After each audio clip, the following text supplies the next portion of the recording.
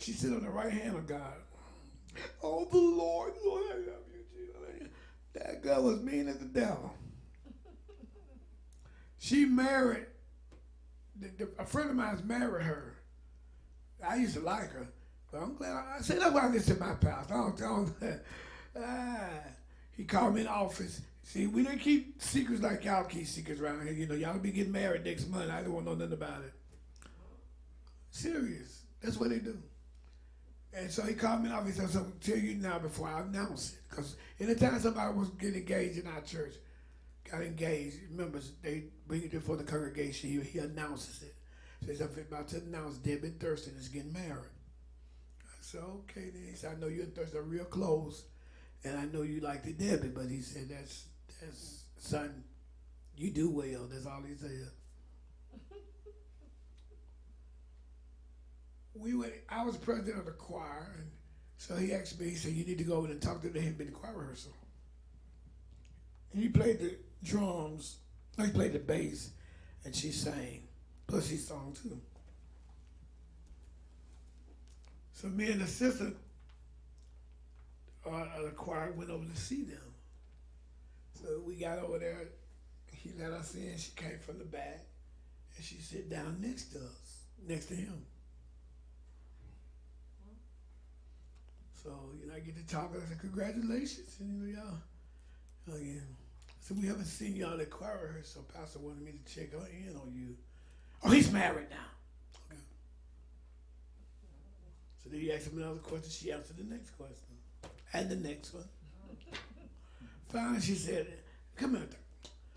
She called him to the back. He comes to the back. I can't stand, I'll be honest with you.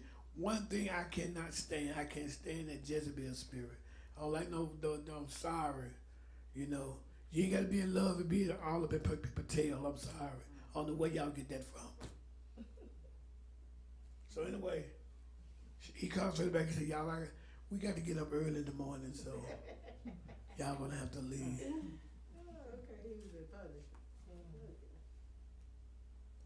But my pastor had warned me. He said, she wasn't for you. I said, thank you. I'm glad. Because we would have been married 10 minutes. Because I came a long way from where I was back then. Then he had a business at his house. He turned his garage. He loved to work on cars. He took all the mechanics in high school in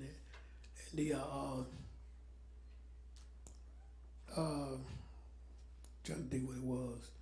But he left there and went to work for Ford. Then he wanted his own place. She maybe shut that baby down. She said, I think you need to go to school for engineering.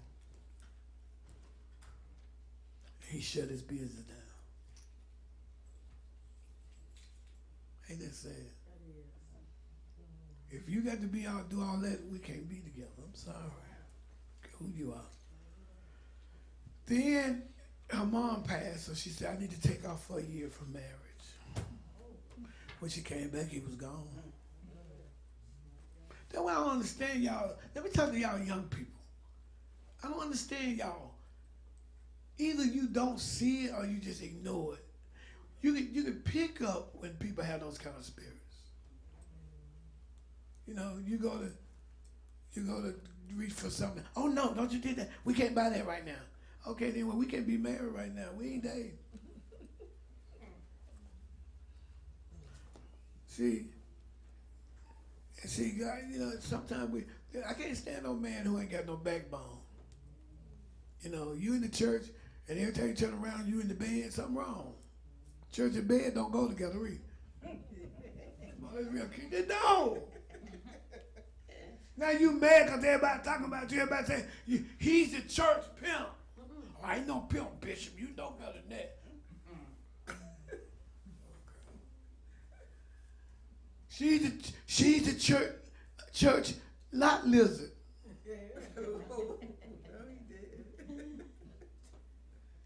She hangs in the parking lot. I'm saying we need to start exposing this stuff. But see, you can't see the devil accusing you because you're so busy looking at people saying things about you. The devil is the accuser of the brethren. Read. And the adversary wins. Anytime you and I take our accused behaviors, emotions, into isolation. We are cut off from the safe. See, I'm telling you, the devil works real hard on you when you by yourself. No, I be with the Lord. No, you don't. Some of us use that as an excuse because we want to come faith. I love it. When I said something to the other night in my meeting, and she's new, so she don't really know me, but she said one of my favorite phrases I use: "I'm not no coward."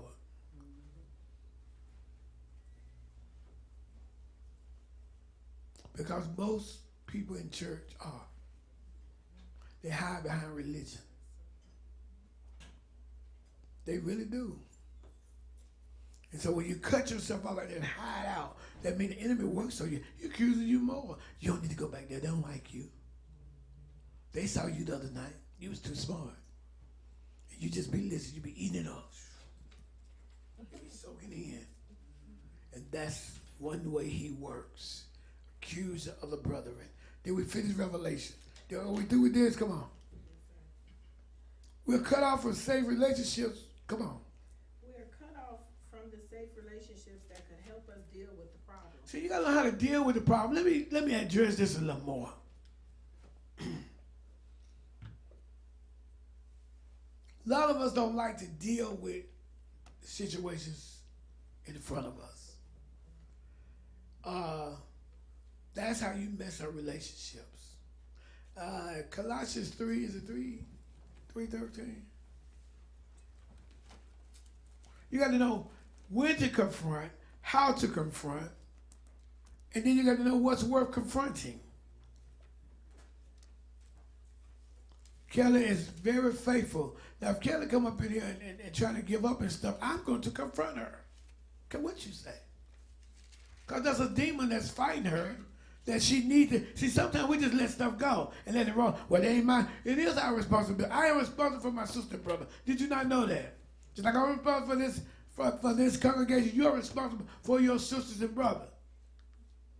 You'll see your sister, you know she messing up. She don't go to work. You know she's a faithful girl. All of a sudden she telling you she don't go to work half of the time. You need to say something to her. That's why I said some of us are not good leaders. I wouldn't have a congregation today if I didn't confront some things. Girls getting pregnant in the church. And I'm talking to my pastor. He said, son, if you don't speak up and say something, you have a house full of babies. I took my little tail in there and called all them young people together. I have never in my life, and I'll be honest with you, in our race, it is very noticeable. We don't like to confront stuff. You married, your husband come in every night. He gets off at 6, but he come in every night at 9:30. You ain't gonna say nothing? Why wouldn't you say nothing? Let me talk. Come on. Why wouldn't you say nothing? He's a grown man. Come on. Y'all help me out with this. I don't know, because I'm going to say something. That's all I can say. What you gonna say? I'm going to ask him what's going on. There's a problem. This is a problem. Okay, what if he's shutting you off and like, ain't nothing going on? I just want to come on at this time. It won't go that easy, Bishop. I can tell you that. It won't go that One girl easy. told me that she don't confirm because she said, I'm trying to be the submissive wife. Okay. Okay, let him walk all over you then. That ain't gonna go there. Anybody else want to answer that? I'm just gonna laugh right quick and just say this is just a story. It's just how the Davis girls are. My sister, I'll tell you the story. My sister and I love my sister, so you will know that I'm in agreement. So her husband kept doing something like that similar, and so when he came home, all the locks were changed. So she fixed that with him. So they weren't How old is saying. your sister? Oh, please, she was She younger. was She was younger then. We We had to grow up. That's what the lady used to do too. They used to lock the door. Yeah. My mama that raised me She was said younger. she knew her husband was messing with the lady next door. So she said she got her gun. Set it off. And she said she would sit there by the bushes and wait to see if he come back. Yeah, she said if I had a soul, I would have shot him. That's too much. They didn't play back then. They really did. Now y'all just let them do everything. Oh no, that's just. I'm going on a trip with Brother Angelo. He goes, but Angelo name changed in the car. Huh? Cause you scared to, you're afraid to confront? I guarantee you, if they don't pay you your money and your check short, you going to CHR. Or somebody, payroll or somebody. I don't know why we look at that as such a bad thing. If I know that you got potential in you, there's no way possible that I'm going to let you quit. I'll fight you to the end. Because that's the devil. That's the devil. I found a way. See? Some of us don't do that, though. It's hard to do that with this new generation because they don't want that. They really don't. Okay, what's the next thing we do? He tempting. People often think the devil tries to influence people to do bad things. While this is true, the demonic strategy is also much deeper. He tries to tempt us to get our needs met without relationship. Stop! I like that. Somebody want to explain that? I ain't trying to get you to get your goal accomplished without a relationship. Everybody needs relationships.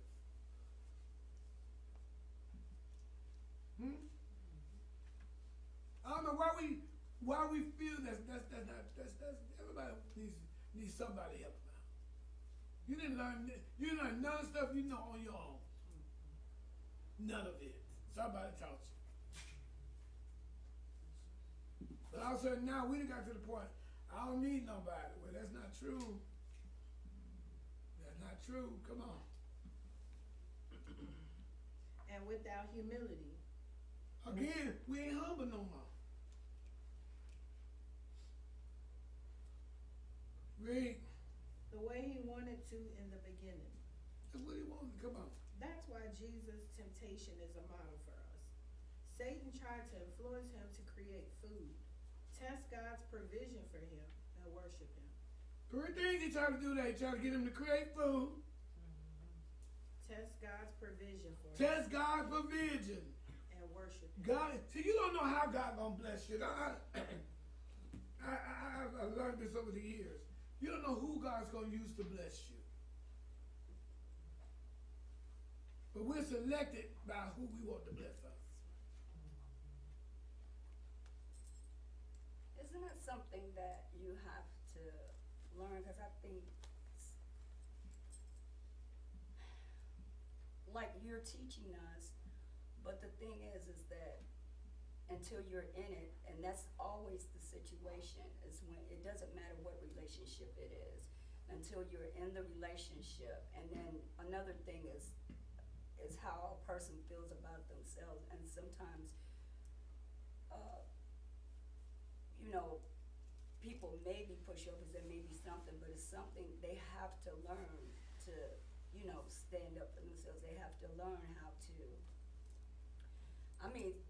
some people it takes a while, but unless you have to learn in certain you have to learn in relationships what you have to do. This is like you were talking a few minutes ago. Some people are automatically pushovers, but maybe after a while, maybe they'll learn something. Maybe if they have someone around them that can, teach them. People have to be bold. I agree with that. Yeah. Yeah. But then you got to want to be bold, though. I can That's teach you all true. day if you don't want to be That's bold. true. That's See, true. if you're not bold, you have that bold. All of us have a lion in us. Mm-hmm. Yeah. What's the scripture where it shows it? Is it 4 faces of Jesus? Shows us an eagle, a lion, You got a a lamb, and something else. Okay, all of us have that in us. Mm-hmm.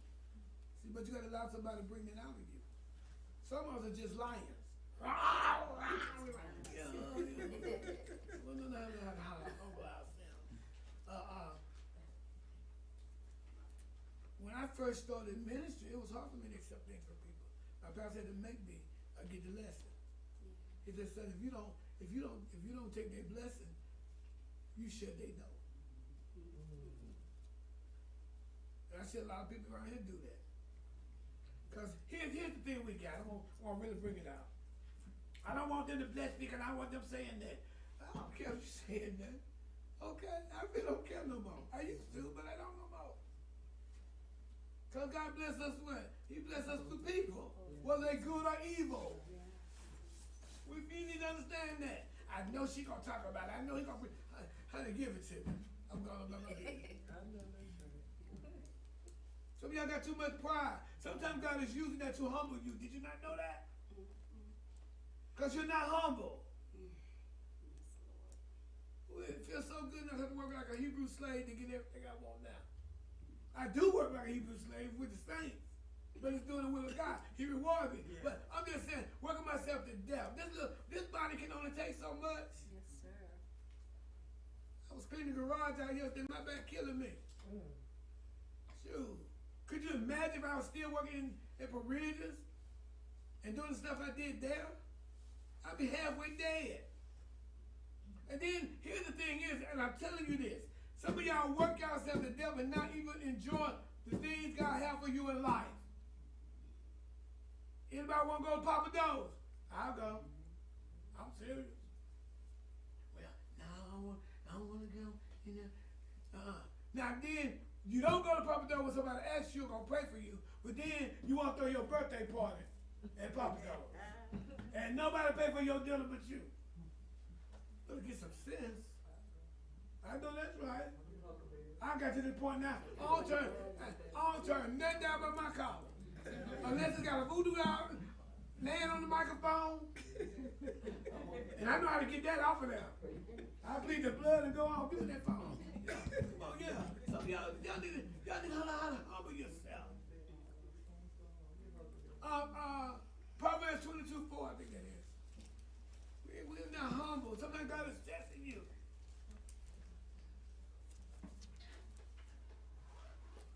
Okay, I'll show you what I'm talking about. Everybody remember Samaritan woman? Okay, Jesus went the way away for her to come there. When she offered him some water, he didn't turn the water down. But some of y'all fell in Jesus. I get it. What did he say to her? He said, I got a water that you drink, you'll never thirst no more. But he ain't turn the water down. Some of y'all be like, I'm Jesus. I don't need the water, I can make water. Okay, go on. This thing is so practical as you learn, it's simple. You just got to want to do it.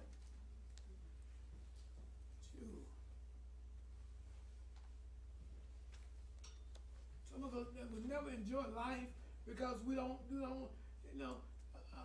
that's why you always see me doing something. I enjoy life.